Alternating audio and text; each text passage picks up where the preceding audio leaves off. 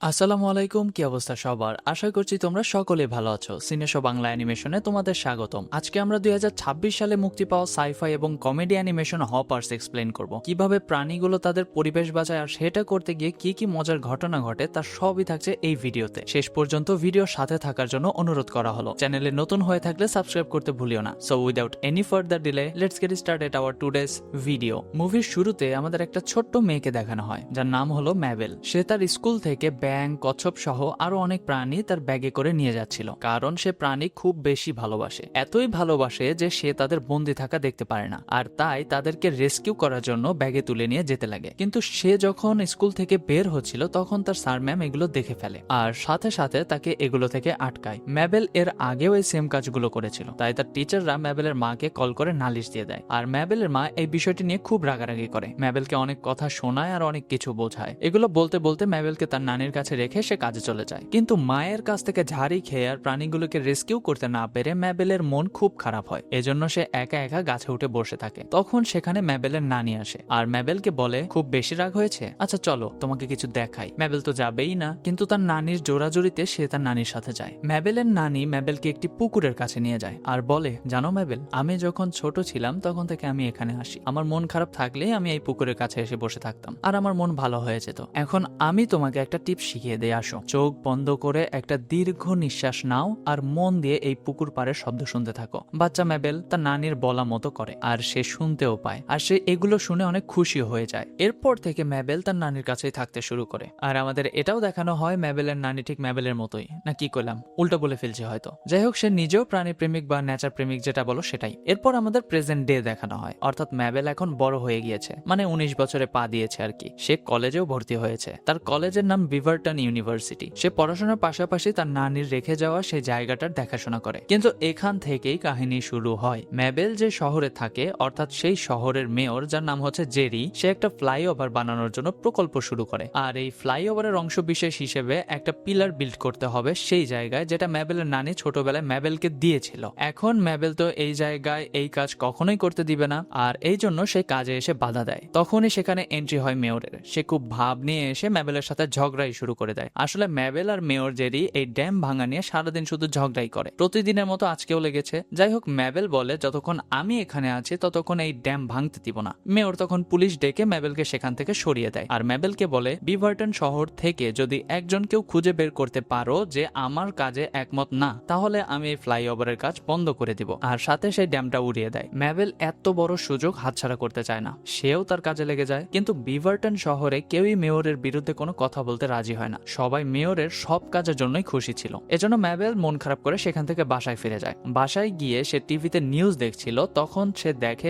Mayor সেই ড্যামের উপর পিলার বসানোর জন্য মাত্র 48 ঘন্টা সময় নিয়েছে। এটা দেখে ম্যাবেলের মাথা আরো আউলায় যায়। সে দৌড়ে তার ইউনিভার্সিটির একজন ডক্টর, যার নাম স্যাম, তার কাছে চলে যায় আর তার কাছে গিয়ে সবকিছু খুলে বলে। সবকিছু শুনে ডক্টর স্যাম বলে, ওই ড্যামে যদি কোনোভাবে একটা বিভারকে নিয়ে আসা যায় তাহলে সব প্রাণী আবার ব্যাক করতে পারে, কারণ বিভাররা ড্যাম নির্মাণ করা এক্সপার্ট। ড্যাম মানে হলো বাঁধ আর কি। যাই হোক, ম্যাবেল এটা শুনে তো ভৌদৌড়। তার টার্গেটই একটা, যে কোনো ভাবেই হোক না কেন এই জায়গাটায় একটা বিভার আনতে পারলে বাকি প্রাণীগুলো এখানে আপনা আপনি চলে আসবে। তাই সে কিছু খাবার দিয়ে বিভারের অপেক্ষা করতে থাকে। কিন্তু দিন পেরিয়ে রাত হয়ে যায়, কোনো বিভার আসে না। অনেকক্ষণ অপেক্ষা করার পর সেখানে একটা বিভার দেখতে পায়, কিন্তু বিভারটি কোনো খাবার না খেয়ে সেখান থেকে উঠে রাস্তায় চলে যায়। আর সেখানে যাওয়া মাত্র একটা গাড়ি এসে সেই বিভারটিকে কিডন্যাপ করে নেয়। ম্যাবেলও সেই গাড়ির পেছন পেছন যেতে থাকে, আর যেতে যেতে সে খেয়াল করে সেই গাড়িটা তাদের ইউনিভার্সিটির মধ্যে ঢুকছে। সেখানে যাওয়ার পর বিভারটা নেমে একটা সিক্রেট রুমে ঢুকে যায়, আর ম্যাবেল ও বিভারটার পিছু করতে থাকে। এক পর্যায়ে সে ভিতরে গিয়ে দেখতে পায় বিভারটাকে একটা মেশিনের উপর রেখে সেখান থেকে ডক্টর স্যাম উঠে আসছে।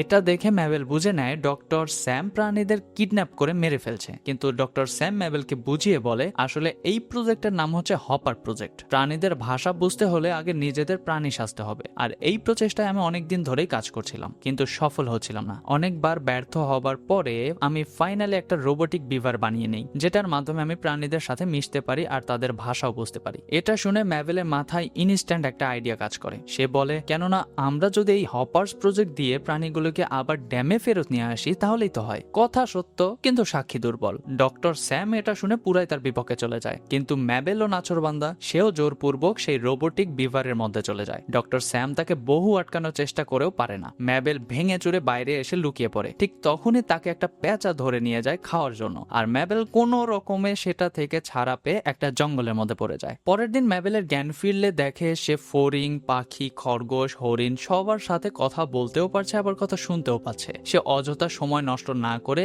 একটা বিভারের খোঁজ করতে লাগে, কিন্তু কেউ তাকে সহজে লোকেশন দিচ্ছিল না। তারপর একটা মাকড়সা তাকে লোকেশন দিয়ে দেয়। ম্যাবেল সেখানে গিয়ে দেখে সেখানে একটা বিভার বসে আছে, কিন্তু সে এতটাই অলস যে ম্যাবেলের সাথে কোনো কাজই করতে পারবে না, আর তাই সে সেখান থেকে চলে যাচ্ছিল। আর তখনই একটা ভাল্লুক এসে সেই বিভারটিকে ধরে ফেলে খাওয়ার জন্য। ম্যাবেল এটা দেখে কিভাবে চুপ থাকে, সে ভাই ভাল্লুকের কান মান টাইনে কিলায় মিলায় ভাল্লুকের হাত থেকে বিভারটিকে কোনো রকমে বাঁচিয়ে নেয়। কিন্তু এগুলোর জন্য ভাল্লুক তো সেই লেভেলের মাইন্ড করে বসে, সাথে সেই বিভারও। ম্যাবেল বলে, কেন এত রাগ করছো, আমি তো তোমাকে বাঁচিয়েছি। বিভার বলে, তার ক্ষুধা লেগেছিল তাই সে আমাকে খেতে চেয়েছিল, আর তুমি এখন আমাদের পন্ডের রুল ভঙ্গ করেছো, তোমাকে আমাদের রাজার কাছে নিয়ে যাওয়া হবে। এই বলে তারা সবাই রাজার কাছে যায়। তাদের রাজার নাম ছিল জর্জ, সে হলো ম্যামল কিং। আর ম্যাবেলকে তার কাছে নিয়ে যাওয়ার পর ম্যাবেল বলে, আসলে আমি আপনাদের পন্ড রুল সম্পর্কে জানি না। তখন জর্জ তাকে বলে, সবাই একসাথে মিলেমিশে থাকার জন্য 3টা নিয়ম বানানো হয়েছে। প্রথমত, সবার সাথে পরিচিতি থাকা। দ্বিতীয়ত, খাওয়ার সময় হলে যাকে হাতের কাছে পাবে তাকেই খেয়ে ফেলা। তৃতীয়ত,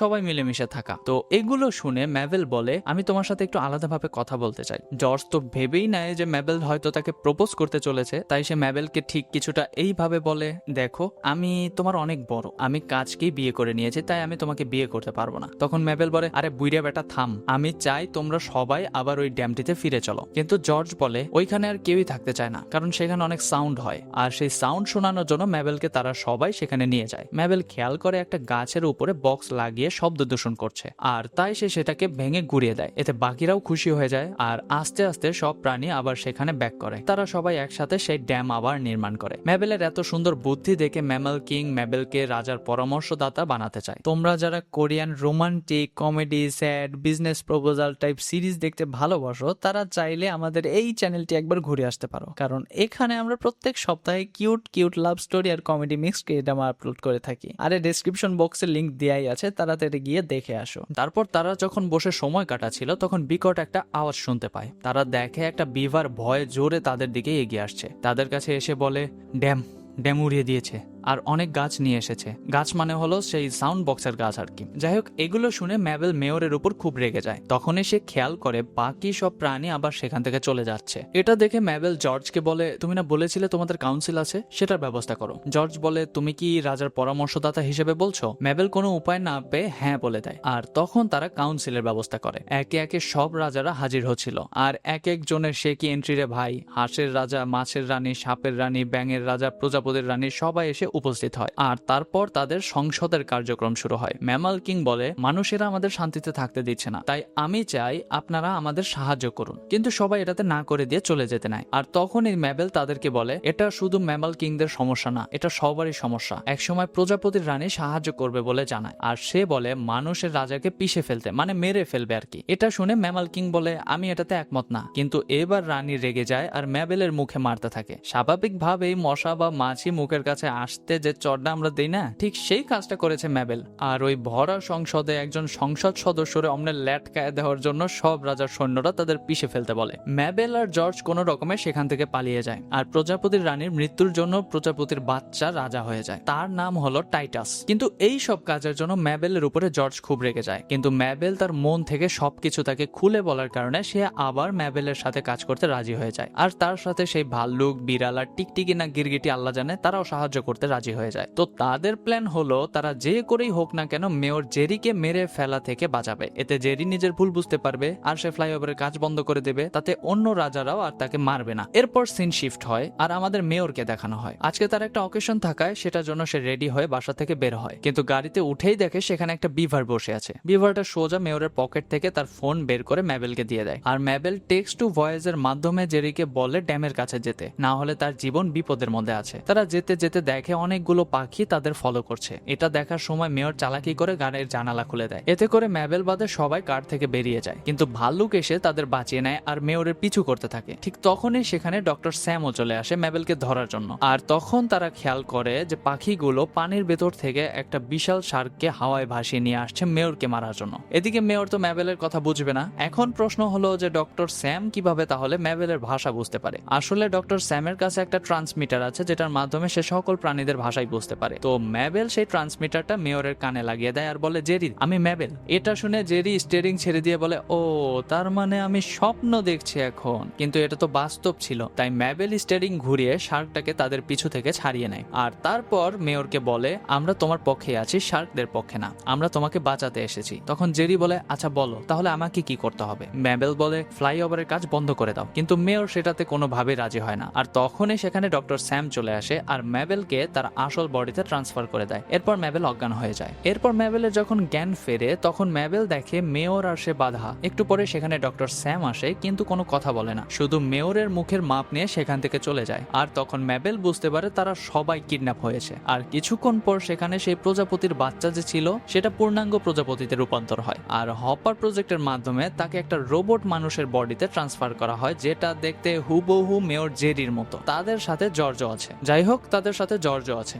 জর্জকে মিথ্যা বলায় ম্যাবেলের ওপর থেকে জর্জের বিশ্বাস উঠে গিয়েছে। তারপর টাইটাস ম্যাবেলকে বলে, আমাকে কি চিনতে পেরেছো? ম্যাবেল খেয়াল করে দেখে এটা সেই টাইটাস, পুচকি প্রজাপতির ছাও। যাই হোক, টাইটাস বলে, মানুষের রাজা মানে মেয়র, তোমরা আমাদেরকে ঘর ছাড়া করেছো, তোমাদের সুবিধার জন্য তোমরা আমাদের উপর জুলুম দেখাচ্ছ, আমাদের শব্দ দূষণ করে তাড়িয়ে দিয়েছো, কিন্তু এবার এই একই কাজ আমি মানুষের সাথে করব। মানে হলো, যেই ওকেশনে মেয়র জেরির যাওয়ার কথা ছিল সেই ওকেশনে যাবে এই টাইটাস, গিয়ে বেশি শব্দ দূষণের মাধ্যমে মানুষের ক্ষতি করবে। তো ম্যাবেল আর জেরিকে এখানে রেখে ডক্টর স্যাম আর তাদের অ্যাসিস্ট্যান্টদের টাইটাসের সাথে নিয়ে যায়। তখন ম্যাবেল জেরিকে বিভারের বডিতে ট্রান্সফার হতে বলে। প্ল্যান মোতাবেক জেরি গিয়ে ডক্টর স্যামকে ছাড়াবে আর ম্যাবেল গিয়ে টাইটাসকে কনভিন্স করার চেষ্টা করবে, কিন্তু টাইটাস কনভিন্স হয় না। ম্যাবেল বলে, এটা তোমাদের ঘর সাথে আমাদেরও ঘর, আমরা সবাই একসাথে মিলেমিশে থাকবো। এই কথাটি শুনে জর্জের মন গলে যায়। টাইটাস কিছু করতেই যাবে, তখনই তার পায়ের নিচে সেই মেশিনটি নিয়ে আসে। সাথে সাথে টাইটাসের বডি ট্রান্সফার হয়ে যায়। ম্যাবেল এদিকে টাইটাসের হাত থেকে ফোন ছাড়াতে ছাড়াতে টাইটাস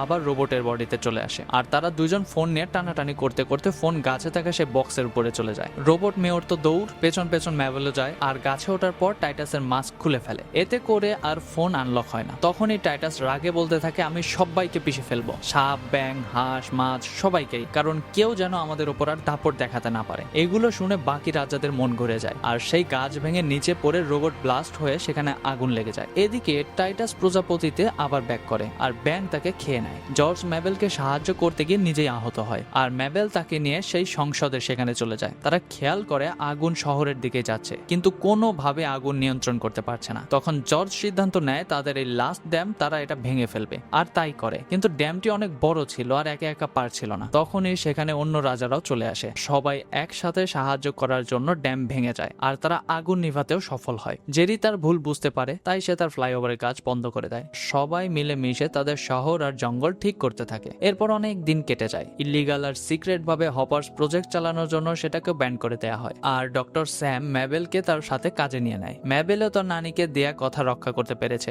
আর প্রতিদিনই সে আর জর্জ সেখানে বসে থাকে, যেখানে ছোট্টবেলায় সে আর তার নানি বসে থাকতো। আর এই সুন্দর মুহূর্তের মধ্য দিয়ে আমাদের অ্যানিমেশন মুভিটি এখানেই শেষ হয়। নেক্সটে কোন অ্যানিমেশন দেখতে চাও? হ্যাঁ, কমেন্ট বক্সটা তোমার জন্যই, জাস্ট টাইপ করে লিখে দাও। যাই হোক, ভিডিওটি ভালো লাগলে লাইক, কমেন্ট এবং শেয়ার করতে ভুলো না। এরকম আরো ভিডিও দেখতে চাইলে চ্যানেলটি সাবস্ক্রাইব করে পাশে থাকা বেল আইকনটি অল করে দাও, যেন আমি ভিডিও আপলোড করলেই তোমাদের কাছে পৌঁছে যায়। তো দেখা হচ্ছে নেক্সট কোনো ভিডিওতে। ততক্ষণ ভালো থেকো, সাবধানে থেকো, আল্লাহ হাফেজ।